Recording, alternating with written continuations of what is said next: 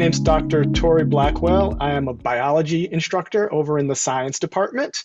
And again, I want to welcome everybody to our first STEM talk at Clackamas Community College for the 2021-2022 school year.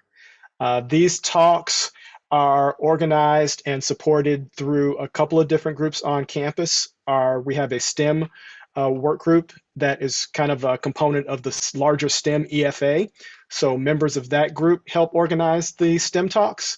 And it is also supported by the Build Exito program, which is a program that we work on in collaboration with Portland State University and a number of other local community colleges that is designed to increase the number of underrepresented individuals that go on to pursue careers in biomedical research.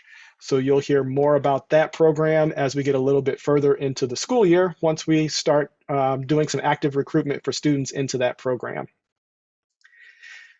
Today then, I would like to introduce Dr. Emily Cavalieri.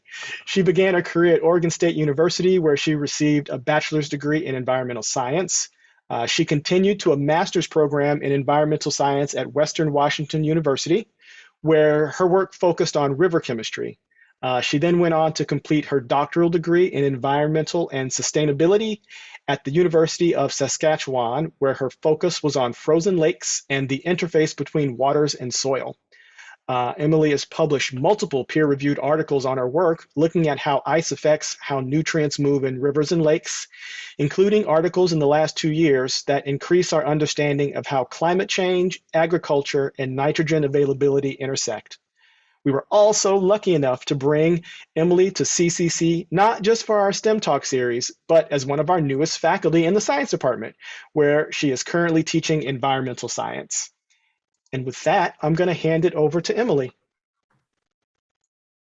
Hello, everyone. Thanks for coming today. It's nice to see so many faces, especially people that I have already met. So that's exciting as well. As Tori introduced, my name is Emily Cavalier. I will be talking to you today about the secret winter life of lakes. Before I begin, though, I'd like to just make a few acknowledgements. I acknowledge that this work took place on Treaty 6 and Treaty 4 territory in the homeland of the Métis in Canada, Saskatchewan, where I was at. And although we are meeting virtually, I think it's important to recognize that we are gathered in the stolen colonized lands of Indigenous people. I personally live on the traditional lands of the Confederate tribes of Grand Ronde and Siletz Indians. I also want to recognize the technical funding that I got for this project, as well as the extensive amount of technical assistance I received. Saskatchewan winters are extremely cold. I'll talk a little bit more about that, but the people that were brave enough to go out in the field with me, I have endless thanks for them, because I wouldn't have been able to do it without them. So I always like to start a talk off like this, because you know where the work is coming from and how much I actually appreciate and couldn't have done it alone. All right, just a background of, or an outline of what we're going to go through today, a little bit about my background and how I got here, and then my research journey from Elwha Dam in Olympic Peninsula, Washington, to ice-covered lakes in Saskatchewan. This is actually an ice sculpture on the right there that some technicians surprise left for me as I was, we were doing field work, and then I came upon the statue. So I saved that because I think it's awesome. A little bit about me. I was born and raised here in Oregon by a single mother, and I was the first generation to attend college. And I took it a little far. I went all the way, got my PhD. So I understand the struggles that we all face being new to this environment and to academics and college. So I appreciate that background that I have. And I really paid for school by working and going and getting loans and things like that. So I feel privileged enough to have gotten an education, but also recognize my background for it, and that others may as well.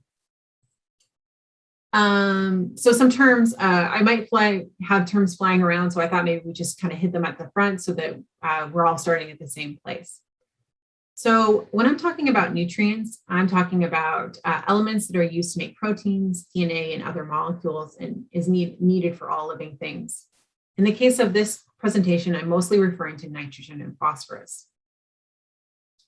Mineralization. So mineralization can mean a lot of things to different people. So I'm specifically making this relationship. It's basically the breakdown of plant and animal material, and as a result, releases nutrients like nitrogen and phosphorus.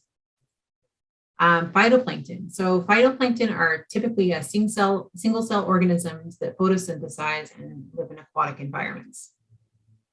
Well, aquatic meaning water. And productivity, when I talk about productivity, it's often in reference to phytoplankton, and this is biomass,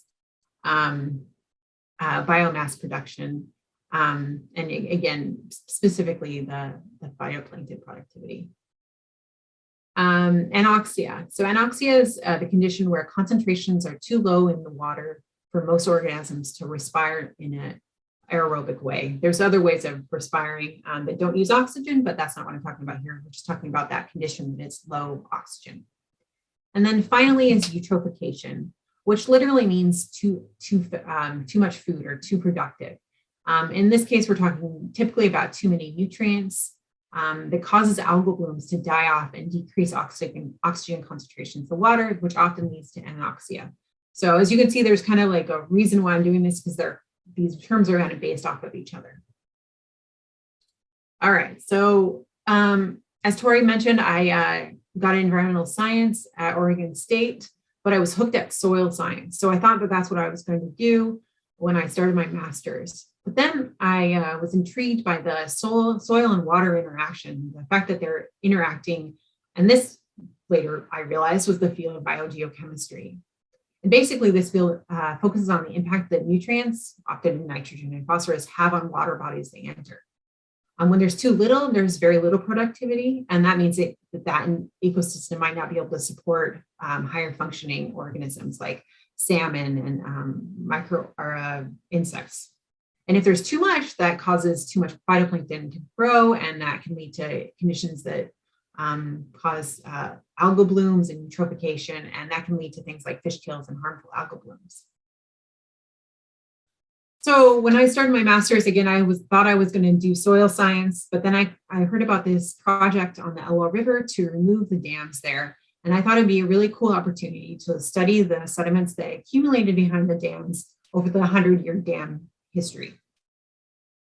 So the picture on the left I took while I was out in the field, and the picture on the right is the removal process that happened a few years later.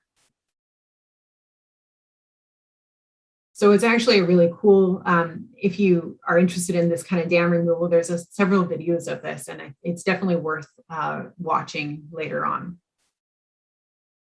So my project looked at, we basically went behind the dams and collected sediments from the bottom of the reservoirs and then the side. And we found that there were different processes that likely happen as a result before and after dam removal. When the dam is present, you might have very little phosphorus being released from the sediments. But as a result of dam removal and mixing that moves all the sediments around, we hypothesized that we would see an increase in phosphorus. Now, this is actually really important for this stream or this system because it was oligotrophic, which means it had very low nutrients. And lots of effort was being made to restore the environment for salmon species.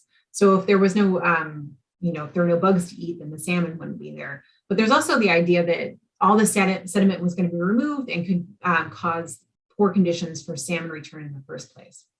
All this is to say that this piqued my interest in biogeochemistry, and I thought it was super cool. So in 2011, the dam was removed, and this is just a time lapse of the sediments that were removed or washed downstream into the Juan de Fuca at the top of the Olympic Peninsula, which is super cool and interesting to see just kind of the flume that was created.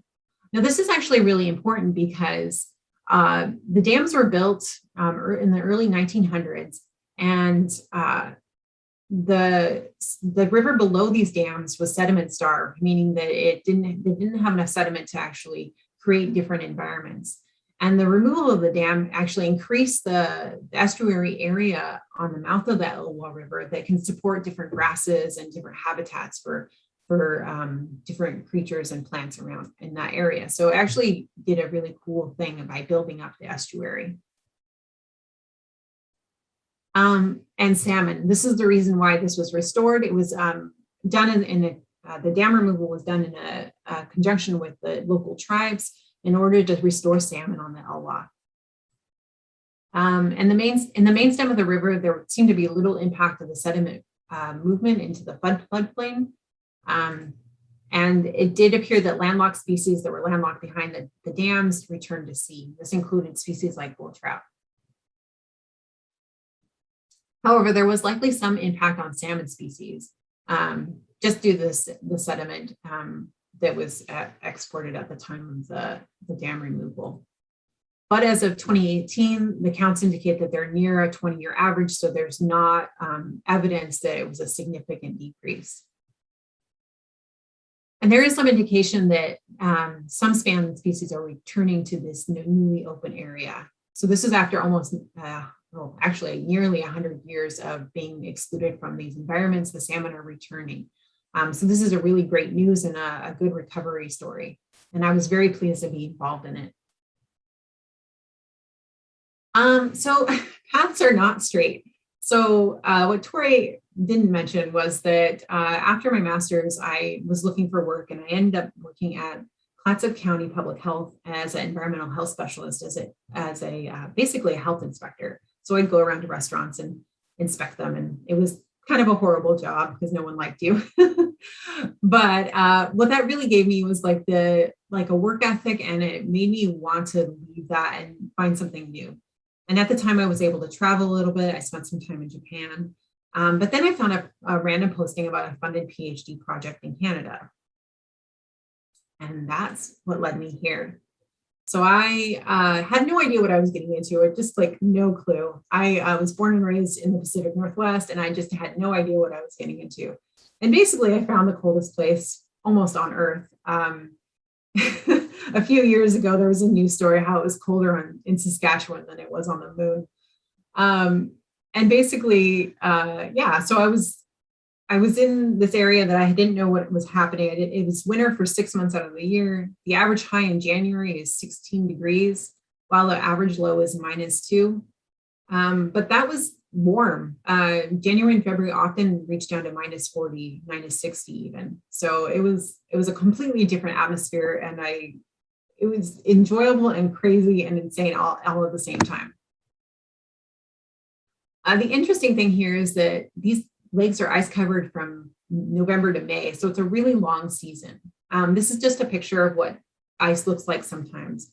Sometimes you can actually see through the ice and all the way into the water below. And sometimes it's cloudy, and it just depends on the formation conditions. And it can be up to 4 feet thick. So in some places, that's longer than my arm. Oops. This is an auger hole that we drilled so that we could access the water below the ice, because that was part of my research. And that's me putting my arm in the hole because I needed to get the ice out so that we could clear it and auger some more. But yeah, as you can see, that it's thick, and it makes sense because it's so cold. Ice fishing is a really common pastime there. And so while I was in the field, I would often have these ice fishermen come up and ask me what I was fishing for.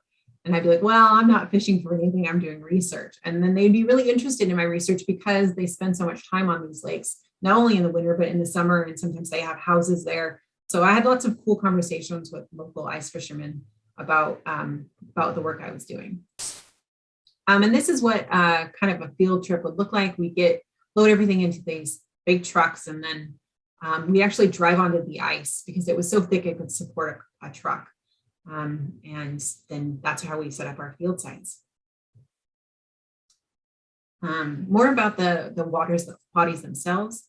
These systems are productive. So in the summertime, there's often algal blooms. Some of them even experience harmful algal blooms that produce toxins and cause a lot of issues. They're particularly shallow, which is important because when the water column is shallow, so if the top's here and the bottom's here, there's a lot of mixing that happens. And a lot of the nutrients are kind of accumulate near the sediments. So when you have water that's it's windy there, so you have water that's turning over, and you end up actually having a lot of nutrients available for phytoplankton to grow. And that's part of the reason why they face so many water quality issues.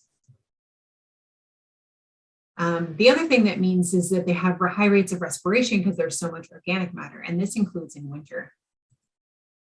And that means that there's a risk for winter anoxia. So again, I said that there's these ice fishermen are going out fishing, but if conditions are ripe for winter anoxia, that might cause winter fish kills, which has happened historically in the area. And that's because the ice cover is complete. There's no holes in the ice. And so there's no atmosphere, there's no mixing to allow oxygen into the system. As I said, that the sediment interacts with the water above, that the dirt at the bottom of the lake, and that can increase that risk. This also means that there's important biogeochemical changes that happen as a result of winter conditions. So some of the methods that I used. Because it was so cold, we had to use these ice huts. It was actually like a kind of like a temporary structure you could kind of pop open. And then we drill a hole, put the tent over it, and then we'd put these instruments down into the water to measure things like oxygen, pH, temperature, and that way we get an idea of what was going on though, like at the time. Sometimes it was nice and we were able to do this out in the open, but the majority of the winters it was too cold and we had to use a tent. And sometimes we use things like this in order to sample from ashore when the ice started to melt in April or May, so we could sample during that transition period. So that box is just kind of holding a pole in place so that we can sample from there. And we'd have a pump near shore. So what's going on really in winter? Well, there's low light. Salinity is increasing. So when I talk about salinity, it just means salts. And as the ice forms, it forms more pure water than what the water is below. And so all that salt is excluded and put into the water. And so you end up having salinity that increases over the course of the winter, especially when you think about how much ice is there. It could be almost a third of the water column is freezing at a time. So you end up with almost a lot saltier water during winter. So there's limited use of nutrients by phytoplankton because there's low light, and that means that they can't photosynthesize. That means they're not growing. And that alters the nutrient cycling and regeneration that can happen. But we, in a lot of cases, don't really know about the specific processes that are going on or how they're controlled, nor do we know what degree oxygen is consumed. So these are kind of the research questions that we started with at the beginning of my PhD work. So these are my study sites. So Saskatchewan here is the rectangle. We say it's easy to draw, but hard to spell. And I had maybe 15 sites here and then just one site over here in Ontario, which is, that's more like Michigan, while Saskatchewan is more North Dakota, Montana area. And for today's talk, I'm just going to be focusing on St. Denis and Buffalo Pound. All right, first, Buffalo Pound. Buffalo Pound is a drinking water supply for Regina and Moose Jaw. Fantastic names there. And they've actually encountered a lot of problems with water quality. They've had issues with their drinking water supply because of the issues of the algal blooms that happen in the winter or in the summertime. So they were really interested to know what was going on in the winter to see if that could have any role of what was happening in the summer. Again, it's ice covered because like everything in Saskatchewan, it's ice covered. And the cool thing is they had nearly 40 years worth of data. So a lot of the field work I did for other projects. In this case, I was able to just use the data that the drinking water plant had collected.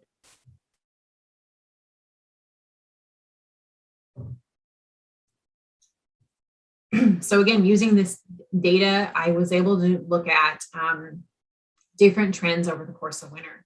So on the x-axis is the days since ice on. So day one would be complete ice formation. So it's covering the whole lake. And the day off just kind of depends. It usually was like between 140 and 160 after days. So that's what, like at least 4 months, sometimes 5 months, 6 months. And on the x-axis here, I have conductivity. which in this case is really just a proxy for salinity. So as I said at the beginning, the salinity tends to increase as the exclusion of the salt molecules as the ice forms. And what we see here is that peaks around 100 days. So about 3 months into the winter, you have a peak in conductivity or salinity. At the same time, we have days since ice again on the x-axis and dissolved oxygen on the y. And what you see here is that around 100 days, the initial part of winter, you see a decline in dissolved oxygen concentrations. But around 100 days, that bottoms out and starts to pick back up again. So we had some theories about why this was happening, and we think it had to do with the conditions on top of the ice. So I'll kind of get you there in a second. So what was happening in the nutrients? Well, here on the left is days since ice on again, but in this case, it's soluble reactive phosphorus. So phosphorus here, and on this one, it's ammonium. So what I found here is that around that 100 days, SRP or phosphorus tends to increase, while ammonium also tends to increase in that same period. And what we hypothesize is happening is that the snow is melting, the light conditions are improving. There's still ice cover, but we think that light is improving to such a degree that phytoplankton can start growing. So it's a calm area, but they can still start to grow underneath the ice. And that's what we think is happening and increasing the oxygen concentration at that time. And the drawdown of phosphorus and ammonium is because those phytoplankton are using up those nutrients. So theoretically, what we have here is the oxygen decline and nutrient accumulation in early winter. Again, if we were out there sampling, that's what it would look like. We have conditions that are improving light. So the snow starts to melt and we can start to see through the ice. And then in late winter, we see an oxygen increase and nutrient decline. And we think that has to do with improving conditions for phytoplankton growth.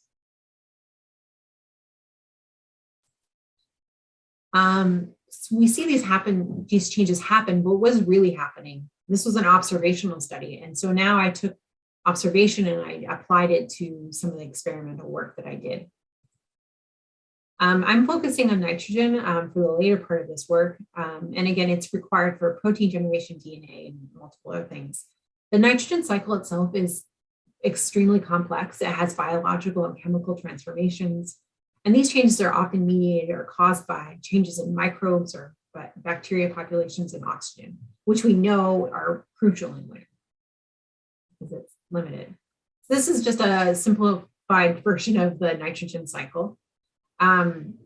Here we have organic nitrogen. And as we said at the beginning, mineralization. So that's the breaking down of that organic matter and producing ammonium. And nitrification basically is the conversion of ammonium to nitrate through a couple different microbial pathways.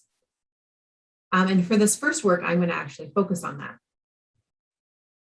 So we go out in the field, like I said, showed you earlier, auger a hole, select some water, and then I take that water back and I perform these isotope experiments on the water to see if we can measure nitrification. And I found nitrification is happening. This is one of the few studies that shows the direct measurement of nitrification. So it was pretty cool. The other thing that's really important about nitrification is that it changes the availability of the species of nitrogen. So some species of phytoplankton like ammonium better because it takes less energy for them to use it, while nitrate takes more energy. So the fact that nitrification is happening could make the microbial or the phytoplankton population shift. The other thing that's really important about nitrification is if we were to look back at that simplified cycle is that it's using oxygen in the process. And when nitrification is happening at really high rates, like it is happening in Pascua, which is one of these study sites way up here, it could actually cause issues with anoxia because oxygen is being consumed at such a high rate. And basically what we found is that because these systems tend to have more ammonium in winter, they could be at higher risk for anoxia. All right, jumping into denitrification. So nitrification, again, is the conversion of ammonium to nitrate. And now we're looking at removal of nitrate as nitrogen gas. This is considered a permanent removal because in wintertime and in general, nitrogen fixation is fairly low. So in this case, we're thinking about it as a removal process. So what we do is we go out in the field. This is actually up in breakup when the ice was breaking up. We were in a boat, and my technician, she was just chilling on the shore, laughing at us, struggling through the ice. But we'd go out and collect sediment. So this is a picture of not me, because it was too cold and we were too muddy in order for pictures to happen. So I have no photographic evidence that this has occurred, but it did. And we froze our fingers and it was kind of miserable. But anyway, we go out and collect sediments because that's where denitrification tends to occur. And then I took it back to the lab and I measured denitrification on those sediments. And what I found is that denitrification is happening at the same rate in winter as sun and summer. And again, I remember it's just a conversion of nitrate to nitrogen gas. So it's a really important process for removing nitrogen from these ecosystems. What I found was that when I compared summer denitrification rates to winter denitrification rates, those rates were very similar. So that's the rate on the y-axis. However, when I added nitrate, if they were nitrate limited, then the differences between seasons showed up. So typically we would think that temperature would be the dominating factor because microbes tend to act a little bit slower, just like all of us in wintertime. However, this showed that it was actually nitrate that was the controlling factor. So it was a hierarchically controlled. Okay. So now we jumped from like the processes itself to now we're going to measure these things actually in the field and see what's happening. And we're going to focus on Saint-Denis Wildlife Area, which is a really cool area. It's a bird sanctuary and it's a series of interconnected wetlands. It's one of my favorite sites out there. So this is what Saint-Denis looks like. It's very flat. It's very different than here, but the ponds are here in the white. And this just shows the progression of the ice cover over the course of about a month. So in March of 2015, we have a bit of ice and snow on the top. And by here, you can start to see the liquid water on the edges.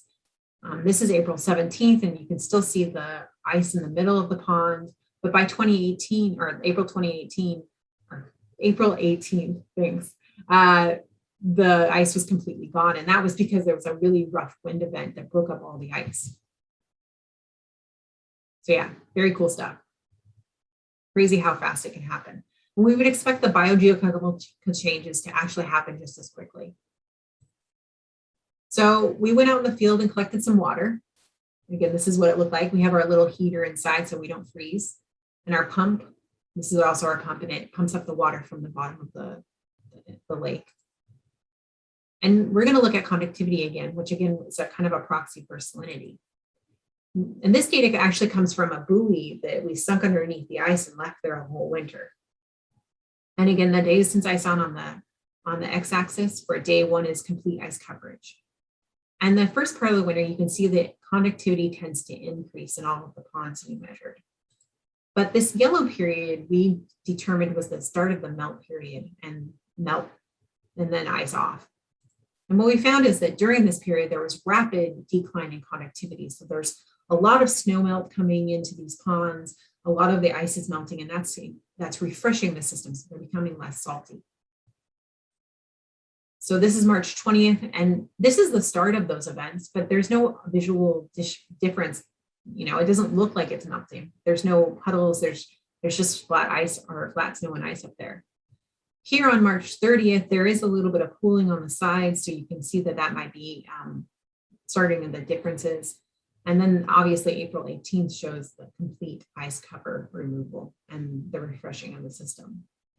Similarly, this is what happens in oxygen. These ponds in Saint-Denis were very productive, but they didn't have any fish. And part of the reason for that is because they would go anoxic every winter. Within a couple months, there would be absolutely no oxygen. So that's what you see at the beginning of winter. Here is a steep decline in oxygen.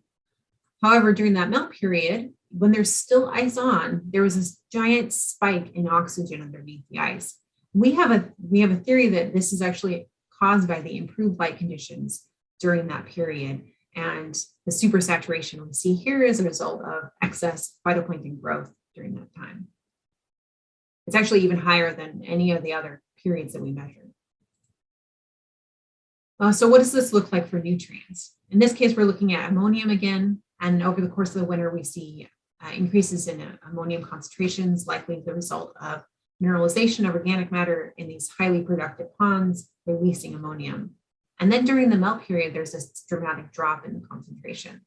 And then it basically bottoms out for the rest of the season. And again, we think what's happening is there's rapid uptake of the ammonium during that period. So I decided to measure it. This is again one of our systems to measuring, so we didn't have to go out on the ice when it was unstable. There was a pole back there and then a hose that goes underneath that box to bring up the water. And then we have a pump on shore because otherwise it's just too dangerous to go out here during that period. Oh, whoops. This was supposed to go ahead, but this is soluble reactive phosphorus or phosphorus again, and you see the increase and then decline during that period. Okay. This is the nitrogen uptake experiment. So I took that water back to the lab, added isotopes of nitrogen, and then I measured how much uptake there was. During winter, that uptake is pretty low. Remember, this is day since ISON, and this is the uptake rate. Pretty low, but during that melt period, there's spikes in the uptake. So significantly higher than in winter. And even in some cases, a bit higher than what you see in the open water where there is no ice. So this is like super cool and hasn't been shown before. So the significance of all of this is that shorter winters can result in increased nutrients at ice out. Phytoplankton will draw the nutrients down. That's what a lot of my work is showing. However, there is a mismatch. So in Saskatchewan in particular, the days are pretty short. We wouldn't have the sun up until 9 o'clock or so, and it would set around 4:30. And that means that the days are much shorter when the ice could come off earlier. So if that's the case, then there might not be enough light incoming to actually spur that phytoplankton growth. However, we're not really sure because it's kind of what actually is going to happen. It's going to be interesting. But we do know that there's going to be the longer open water season, which sets up everything for different sets of phytoplankton to different communities to take over and could result in increased algal blooms. Overall, the winter period is difficult to study, yet super important and interesting. We know that nitrogen transformations are active in winter and that nitrogen and phosphorus changes are driven by light and therefore uptake. The important thing here is that winter is not static nor unidirectional. And at that, I will take any questions. Thank you for your time. I was curious about specifically what other types of dam removals have occurred and what the timeline for reintroduction of Andromedas, is that the word? Whatever, the fish that go out to the sea and back, how long that typically takes. So the Elwha was one of the biggest dams at the time to be removed. For smaller dams like the ones that are built with like dirt and those types of things have been removed in the past. But as far as I know, at least in 2012, that was the largest dam. I'm not sure about the other ones. I haven't kept super good track of it. But if the dam was completely removed in 2012 and by 2018, we were seeing a pretty good recovery. So that's not a long period of time. So I would say it's on the order of years. So it's pretty great instead of decades.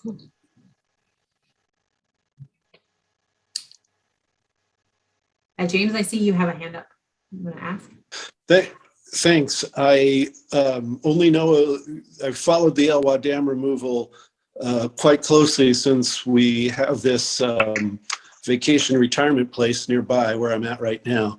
And I'd love to see your slide of the sediment buildup.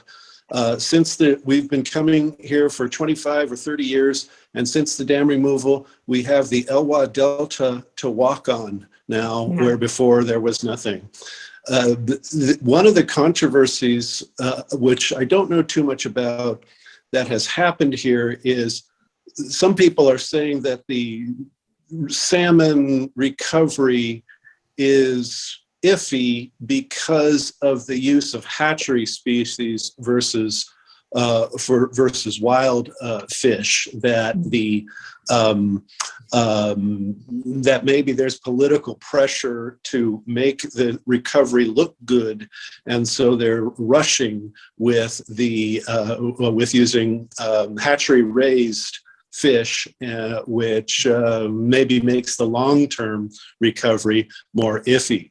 So as great as the story is, there is a little bit of an issue going on up here.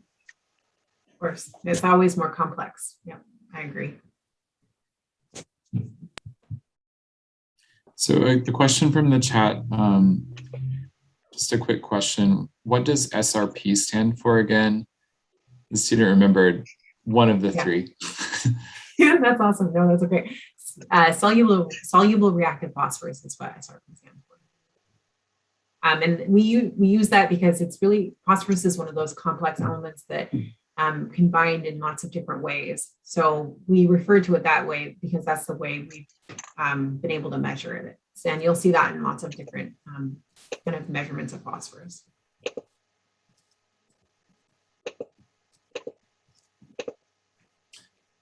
Another question from the chat.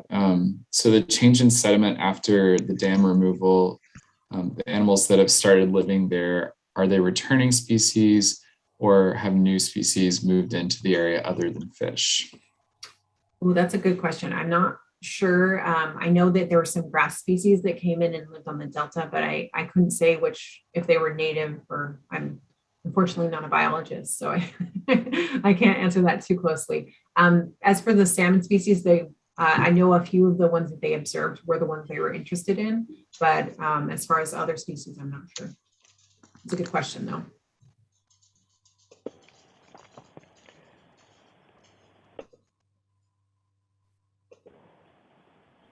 All right.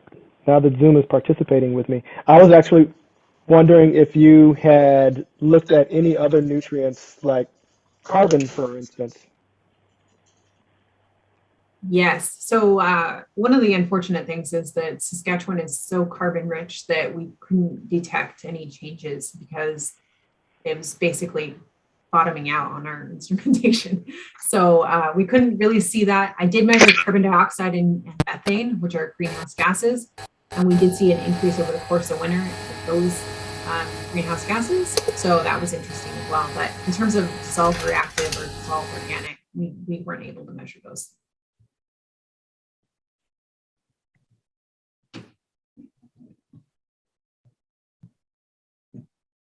Eamon, go ahead. Okay, 1 second. Let me turn off my reaction first. So I was thinking during this speech just about like the sort of general size of these lakes in Saskatchewan and Manitoba. Mm-hmm. And I mean, if you look at them in terms of like surface area, they're really, really big. And so if, you know, you're seeing a sort of weakening of the ice during the winter season, I wonder if the reduction in ice would at all significantly contribute to like the Earth's albedo? Do you know what I mean? Mm-hmm. Have you looked into that at all? Well, in this case, the lakes I was actually on were quite a bit, they're tiny. They're very, very small because they're so numerous in that region. There are big ones like Lake Manitoba is quite large, obviously the Great Lakes. The other thing that we have to consider when we're talking about albedo is the seasonality. So these still freeze in winter, but they're obviously more absorptive in the summertime when they're not covered in ice. So there hasn't been a big look on that because there hasn't been a drastic change in terms of, because they're still freezing. Further north, I know that there are issues with changes in albedo due to like ice cover and the snow cover in general. Yeah, but that kind of makes sense. I mean, it's only seasonal. So like it would have a more profound effect on like albedo if it was supposed to be there year round. Well, anyway, thanks for the answer. That was gave me good insight. Thank you. Yeah, no problem. Thanks for the question.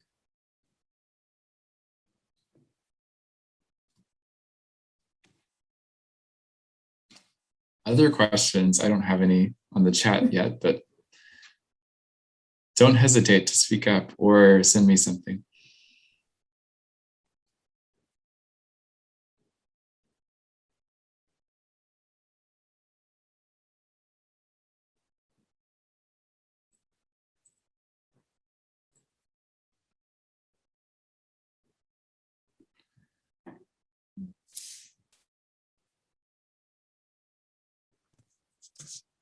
How'd you stay warm, Emily? That's a good question. Mostly layers, lots of layers, synthetics and wool. Don't wear cotton. That's the big thing. Yep. Layers. We would actually get quite warm because we had to wear survival suits on the ice, just in case the ice broke. And then you'd actually get quite warm, like auguring or doing other things. So I was like always saying that like maybe about 10 degrees was like my ideal conditions because there's like little wind, but it was still cold. Yeah. So yeah, that's a good question though. I like this comment. I like my new vocabulary word, eutrophication. It reminds me of the excess nutrients available at Thanksgiving dinner. Yeah, we're all those phytoplankton. From Kay Thornton. Next question from the chat was, what is your next project? Well, I'm here. So my next project is teaching you all as best I can. I think that what I found really about research is that it's super great and really interesting, but I find the most personal fulfillment out of like interacting with students and teaching. So I'm really happy to be here at Clackamas Community College. This is going to be great. I'm excited. Connor, do you want to ask a question? I would love to, even if it's a bit of a silly question, but do you have anything on how uniform these changes are? Like during seasonal changes, you have like a bit of surface area in the lake. There's like the center of the lake and the edges of the lake. Mm-hmm. Do certain changes happen at different areas sooner? That is actually a super great question that I do not know, and we don't know as a community of winter limnology people. It's one of those things that they're looking into. We know the littoral zone or the area near the shore then does tend to react more, but it also tends to be frozen all the way down to the surface. So there are kind of like things like this that, you know, spatial variability could play a big role in like the overall story, but we just don't have that data. That is a really good question. Thanks for answering. Yeah, no problem. Nathan had the question, if the nitrogen removal process works by degassing through the ice, how does the ice help contribute to anoxia? Yeah, so that, so unfortunately, when it's ice covered, there's no degassing, like all the gases are trapped inside, and that means nothing else can get in or out. And so denitrification or nitrification, I think is what they're talking about. It's consuming whatever's there already. So there's no replenishing, there's no inputs into the system that help like restock oxygen. In terms of exports, that only happens once the ice starts to come off and you have like greenhouse gases and they're released and like that type of thing. But in terms of oxygen, there's just nothing replenishing it until later on in the season, which was what we tried to show, was that phytoplankton were starting to produce oxygen later in the winter.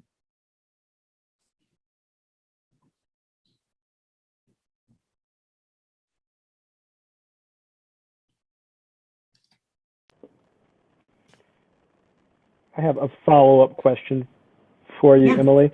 So what are kind of the climate change, global warming implications for that work? Because I know we have lots of areas that are frozen like that, and as the temperatures change, you know, what does that look like as far as eutrophication, nutrient access and availability? Yeah, I think that that's one of the questions we're working towards as a community to understand. In my work, I think it means that we're going to have more and more problems with eutrophication, especially in that region of the world, because the ice cover kind of slows things down for just a little bit. And denitrification itself is only removing so much nitrogen overall. So what I perceive if I had like a magic 8-ball would be that we're going to have more and more problems with eutrophication. The region also struggles with water quantity issues. So there's limited incoming water, and if the water quality is not as good, I foresee some severe issues with access to fresh and clean water. Not to be a downer or anything, it's just it's one of those things that there's not much good news in that realm.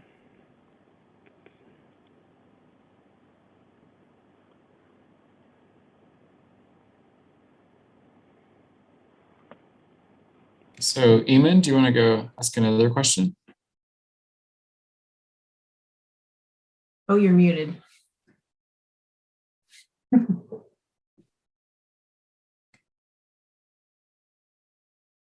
Oh no, I still can't hear you. You're still muted.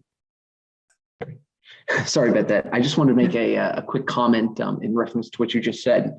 The discussion here that we've been having really does go to show that the effects of climate change can limit the ability of to like have potable water, even in places that you wouldn't necessarily think of, as having a deficiency of water. Like the sort of subarctic lakes in Canada. So I just found that really interesting. Like you'd think a arid or desertified area would have that vulnerability, but it really makes you realize how much of the water that human civilization uses comes from ice melt. Mm-hmm. Yeah, and I think that's an interesting point too, because we don't necessarily think of that region as arid, but it's considered semi-arid to arid because the precipitation, we don't get as much snow. Like I showed snow in the photos, but there's only maybe half a foot or something like that. Well, in other regions of Canada, they get quite a lot more. So it's actually considered semi-arid to arid. So yeah, it's an interesting thing, but it's also the breadbasket of Canada. That's where a lot of the grains and canola and cows are grown. So yeah, it's a heavily agriculturally impacted region.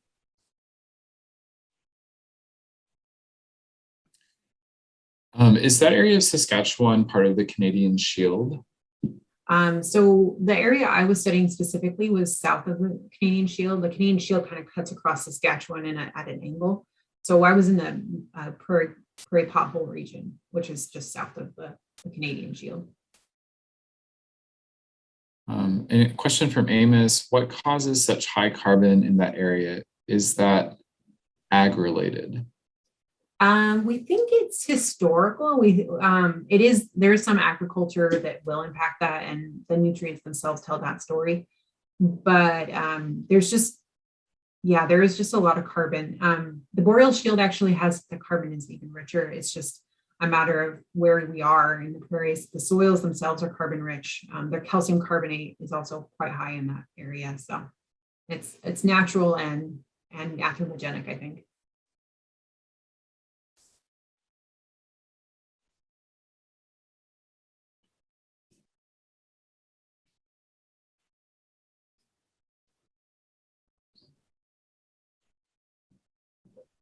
Sarah, go ahead. Hi. So just a really quick question. You mentioned talking to a lot of ice fisher people who were there, who were interested in your research. Did you ever hear any anecdotal stories from them that sort of supported your findings? Yeah, I did. It was fun. One of the things that we just chat about, like, oh, I'm looking at oxygen so that we make sure the fish, kind of simplify it to like, we're looking to make sure that the fish, or what the condition is for the fish. And they're like, oh yeah, a few years ago we had a fish kill here. And then they would tell me about it happening during the summer too. So it was very cool to hear their stories about what was going on. And sometimes they would tell us like the conditions from the ice too. And I would also use their websites to check the ice conditions. So that was kind of fun because they would post, oh, it's safe to go out on Blackstrap, or it's safe to go out on this lake, because unfortunately not everybody is safe out there. So it's good to know when it's safe to drive on the ice. Yeah. Another question from the chat, probably related. How often do vehicles fall into lakes in Saskatchewan? At least once a year. There's always one news story is about like somebody not paying attention and falling in. It's either that or skidoos, or they're called snowmobiles down here. Skidoos are like the snowmobiles of Canada. Sometimes the people will just not be paying attention and go over. I got ice training before I decided to go out on the lakes, and they actually put us in the water. Like they made us jump in these suits and get in the water, so we knew how to get out in case we fell in accidentally. So there was some safety training that went ahead, but it doesn't always happen to everybody. Another question from the chat, was there anything the fishermen Fisher people actually is what it wrote. Noticed before the fish died off in Anoxic Lake? That's a good question. I don't remember them telling me anything specifically, but if they did, it could be that they saw murky water, because if the water is murky, that might mean that there's a lot of phytoplankton in the water. And if they die off, then they can reduce the amount of oxygen in the water for the fish. So I actually saw a cool bloom my first year I was out on the lakes. It was super crystal clear until about March. And then we came back and it was just so murky. When we drilled down, we couldn't see the bottom of the ice hole. So yeah, it happens like that. Another question, how long were you doing research in Saskatchewan? I was there for 8 years. Yeah, so I lived through 8 different winters.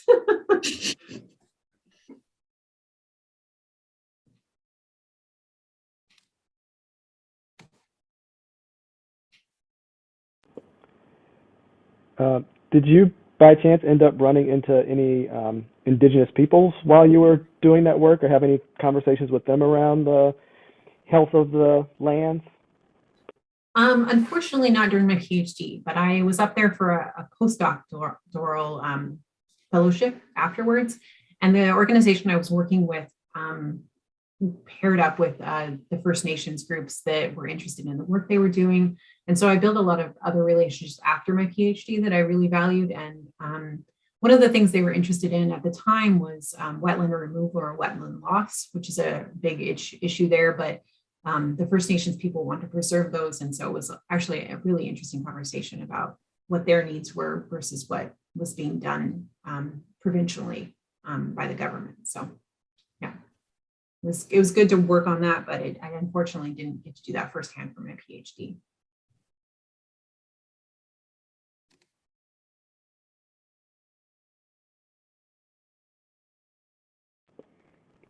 Hey, Jill. Hi, Emily. So glad you're here. Thanks for doing this talk. I'm curious about where this work is happening. Like, where are the other prominent places where this sort of work is happening? What are the bodies of water that are being studied? Maybe not exactly like you were, but where are your partners in this work? Yeah, sure. Lake Baikal in Russia is one of the largest lakes in the world, and there are lots of scientists studying frozen lakes there. Even Lake Erie. Lake Erie is ice covered periodically, so is Lake Ontario. They don't have the same coverage that we do because their lakes are so much bigger, but it is happening there. And then there's even Wisconsin and